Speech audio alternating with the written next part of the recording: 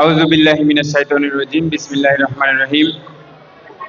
ঐতিহ্যবাহী শিক্ষা প্রতিষ্ঠান নানুপুর আবু সুবহান উচ্চ বিদ্যালয়ের সম্মানিত শিক্ষক জনাব অসীম কুমার বড়ুয়া স্যার, সম্মানিত শিক্ষক জনাব ইয়াকুব মিয়া স্যার, সম্মানিত শিক্ষক জনাব আব্দুর রহিম চৌধুরী স্যার এবং আমাদের সকলেরই প্রিয় শিক্ষক জনাব শান্তি কুমার বড়ুয়া স্যারের বিদায় উপলক্ষে আজকে 77 ওয়েলফেয়ার ফাউন্ডেশনের আয়োজনে আজকের এই বিদায় অনুষ্ঠানের উপস্থিত সম্মানিত প্রধান অতিথি, সংবর্ধিত অতিথিবৃন্দ, উপস্থিত বিশেষ অতিথিবৃন্দ, অত্র বিদ্যালয়ের সাবেক কৃতি শিক্ষার্থীবৃন্দ এবং বর্তমান শিক্ষার্থীবৃন্দ, সবাইকে আমার পক্ষ থেকে সালাম জানাচ্ছি। আসসালামু আলাইকুম।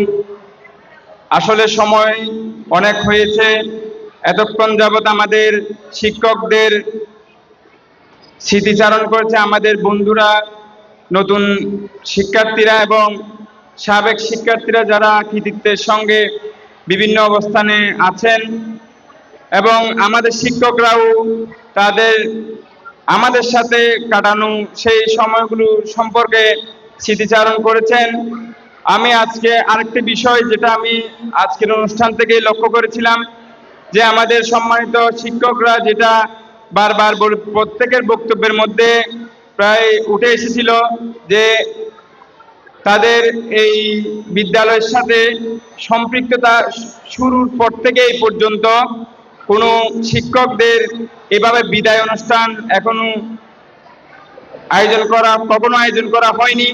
সর্বপ্রথম আমরা 77 ওয়েলফেয়ার ফাউন্ডেশন যে আয়োজনটা করেছি সেটার জন্য স্যাররা আমাদেরকে ধন্যবাদ জানিয়েছেন। আসলে এখানে স্যার ধন্যবাদ জানানোর কিছু নাই, কারণ আপনারা আমাদেরকে যেভাবে শিক্ষা দিয়েছেন, যেভাবে দিক নির্দেশনা দিয়েছেন, ওইভাবে আমরা আপনাদের সেই মূল্যবান পরামর্শগুলা, দিক নির্দেশনাগুলা নিয়ে আমরা এই পর্যন্ত এসেছি।